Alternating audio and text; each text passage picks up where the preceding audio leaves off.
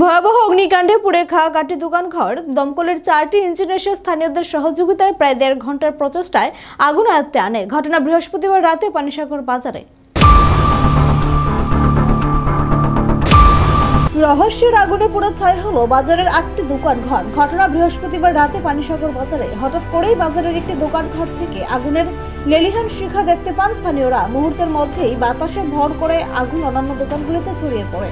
খবর পেয়ে পানিসাগরের 2টো ইঞ্জিন ঘটনাস্থলে ছুটে যায়। এরপর পেচারথল এবং ধর্মনগর থেকে আরো 2টি ইঞ্জিন ঘটনাস্থলে ছুটে যায়। স্থানীয়দের সহযোগিতায় দমকলের 4টি ইঞ্জিন মিলে প্রায় 1.5 ঘন্টার প্রচেষ্টায় আগুন আয়ত্তে আনে। অগ্নিকাণ্ডের ঘটনায় পানিসাগর বাজারের 8টি দোকান ঘর ক্ষতি হয়।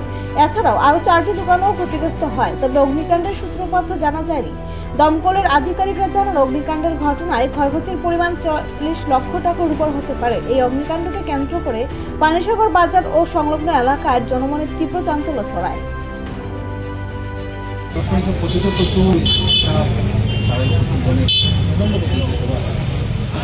এই ক্ষতিটা পূরন্ত অ্যাসেসমেন্টের পরে দেখা যাব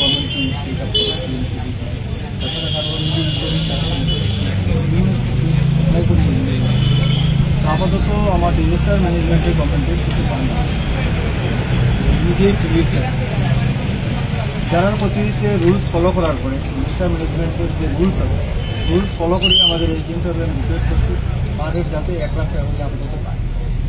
বাকি উনি ইমিডিয়েট যেটা অ্যাসেসমেন্ট করবো আমাদের কপি দিতে আমি তখন অফিসিয়ালি এটা যাইছি। আমি ফাইলটা নিয়ে আসছি, সেটা কথা বলি এই ক্ষতি কতটুকু গভর্নমেন্ট তার দিতে পারছে এটা তো আমি রিকোয়েস্ট করতেছি সবাই শান্তভাবে তাদের যতটুকু করেন করেন।